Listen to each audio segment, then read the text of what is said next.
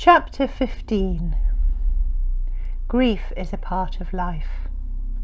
I had not known that.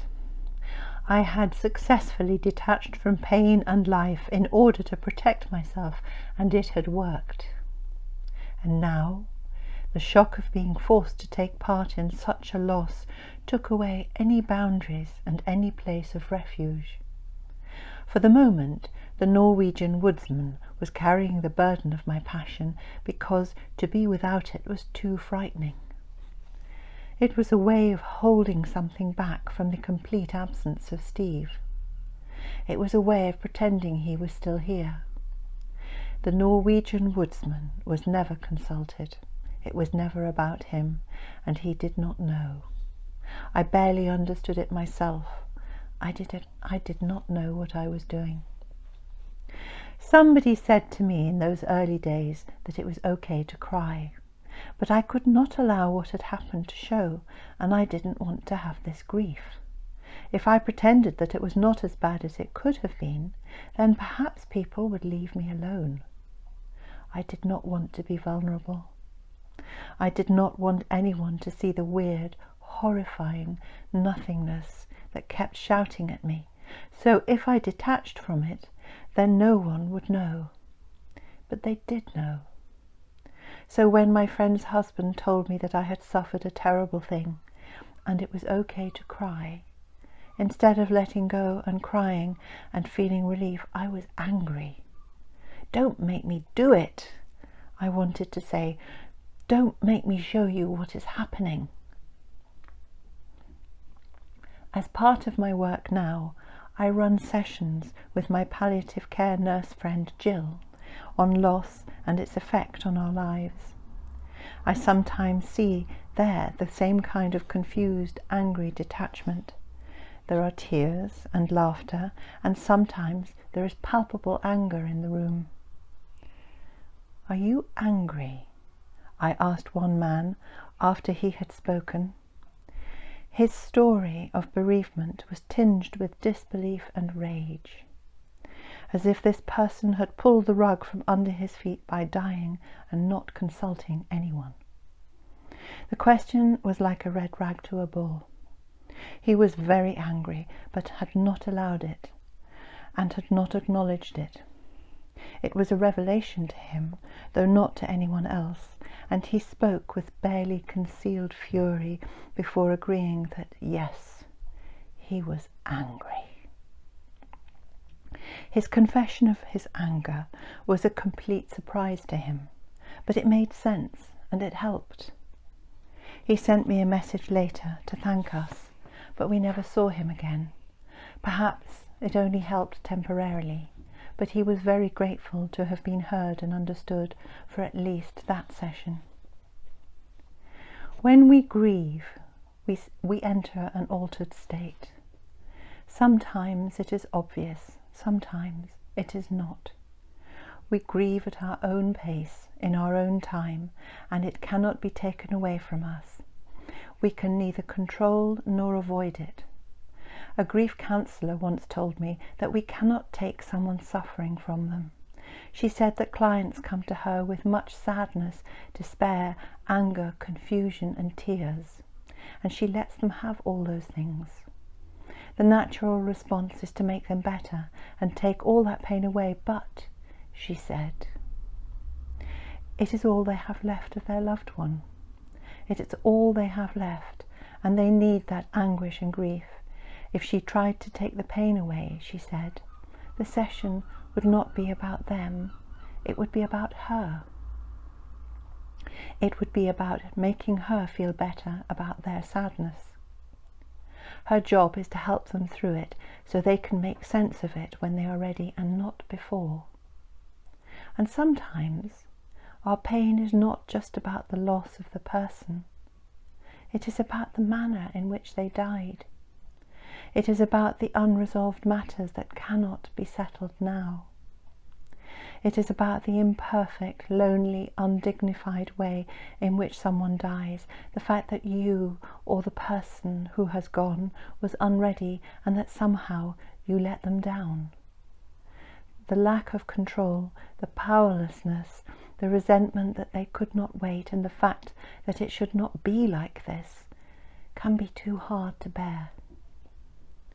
At our sessions on loss, Jill and I met a man who cared for his mother without understanding how quickly she was dying.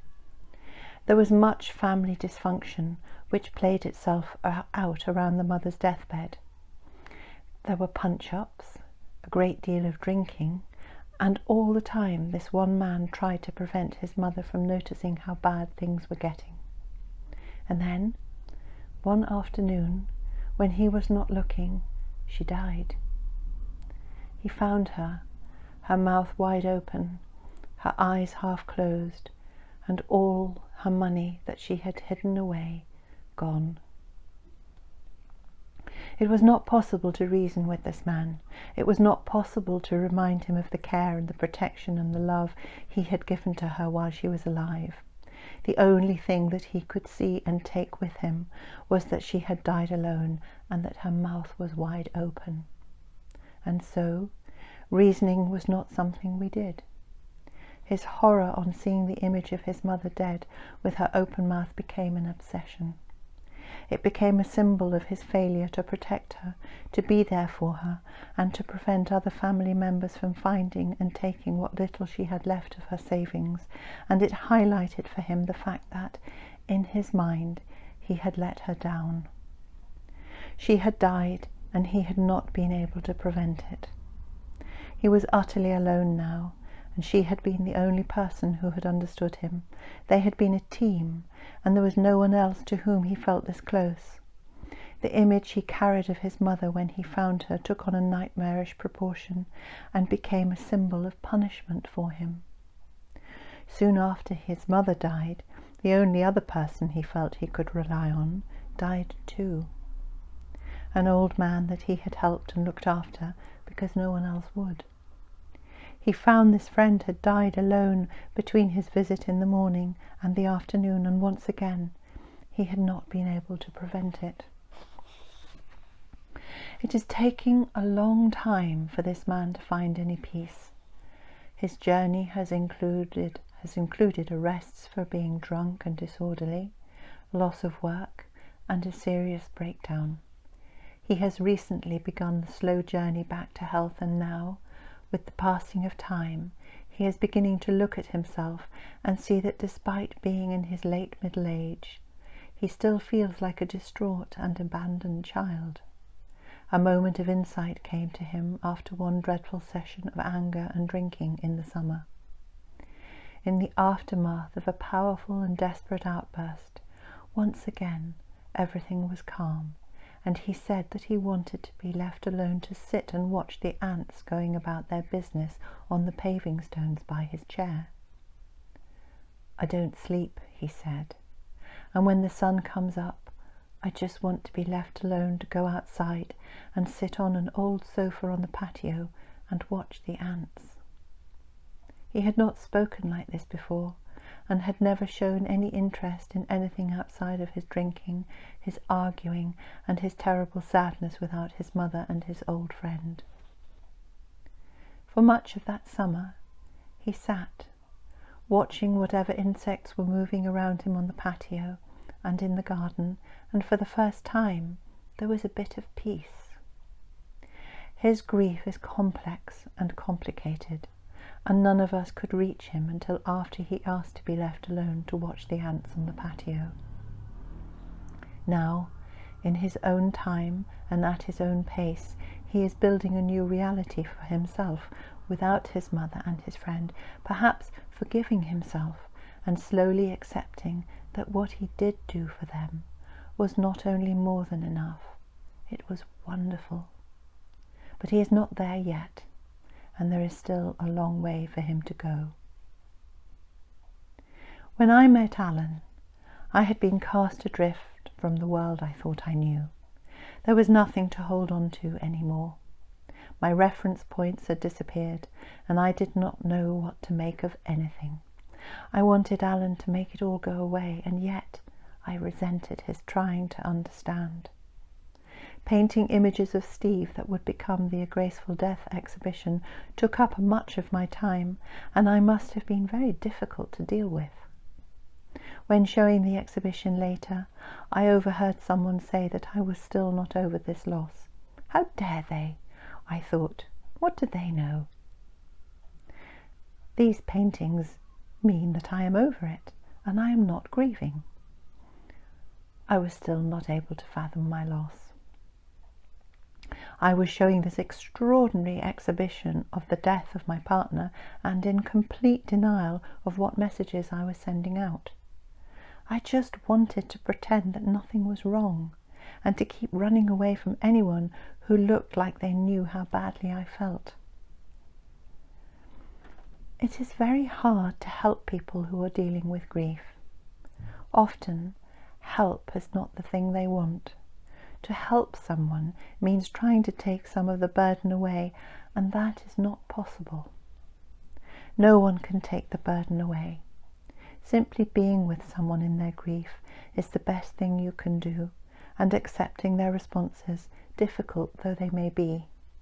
The people who I wanted to be with in those early days of Steve's death were those who did not question me nor offer advice. They just let me be and allowed the madness. Many years later, in the weeks after Alan died, I had locked myself into his house and would not come out. At the time, I thought this was simple and sensible, and I was aware that my feelings about Alan's death were completely different to when Steve died. I'm doing well, I thought. I have this sorted. I know this game. One afternoon, in the second week after Alan had died, I answered the knock at the door. A neighbour stood there and asked me if I had eaten. She did not ask how I was. She did not offer any condolences. She asked me a practical question. No, I replied, thinking, how did she know? I had not realized myself that I had not eaten. How did she know? She said that she would be back later and left. Some hours passed, and I answered another knock at the door and stood back in astonishment while Alan's neighbour and her partner carried in dish after dish of lovely hot foods, putting them down on the table in the kitchen. It made me cry, and they stayed while I did so, and I don't remember if they hugged me or if we sat down or if we just stood. What I do remember is that they understood, and they did not need anything from me. I remember that their kindness really mattered, and they did not question me hiding away. The neighbours left me with the food, saying that if I put the empty dishes out on the doorstep when finished, they would take them away. Their gift to me, apart from wonderful food, was that they expected nothing and simply did what they thought would make a difference. They respected my need to be alone. They knew from their own experiences how strange things can be in the first few weeks after someone dies. Alan died 9 years after Steve. I had met Alan when at my worst, and he had been a lighthouse in the storm. When Alan was dying, I knew this time what to expect, and I was prepared for his death. I was not afraid, and I did not paint him. My focus was on the time we spent together. Be my soul midwife, he had said. I wanted to be his lighthouse when his fears became too much. After he died, I knew what to do. As with Mum, I intended to wash him and lay him out. It was to help me through the moment of, and the moments and hours after, his death, and this time I would be there for all of it. The most honourable and tender thing I could do for Alan the moments after he died was to wash him for the last time on this earth and comb his hair. There is a small moment of disbelief when the last breath is taken, of complete stillness. His breath was so small, so shallow on the evening he died, that we were not sure that it had stopped.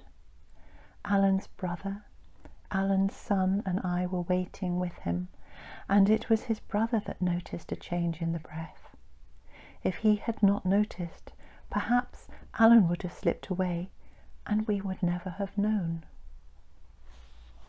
The washing of a body is a wonderful thing to do. It does not sound like a wonderful thing to do before the death, because the death itself is the thing we're waiting for.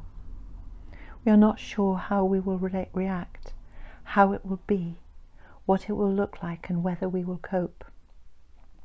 We are not sure if we can face touching someone after they die. It feels too much to consider. And yet, when someone is newly dead, they are still warm. They still move if we lift their arms, and we are still in that moment of dying become death. If it is possible, if the body is not too traumatized, and if there is time, I believe that helping to prepare the body is a powerful and spiritual act of love. They do not need us anymore. They are gone. But we are still there, and it is hard to simply walk away, wondering what just happened and what to do next. To prepare the body, to wash and take care of it, to be shown how to do it, and to join in this simple act of respect will help to make sense of the dying that just took place.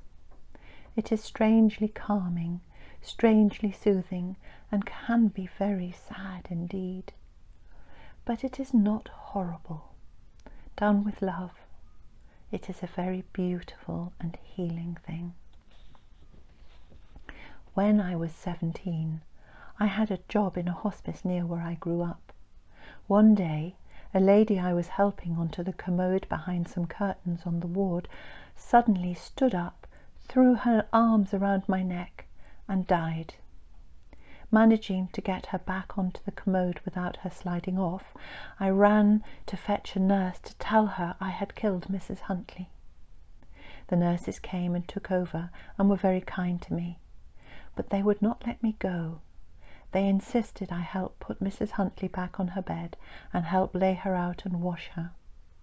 It was the best thing they could do for me, and I lost my panic and fear. They showed me how heavy her dead body was and how not to drop her. They showed me how to wash her, how to dress her, and how to move her.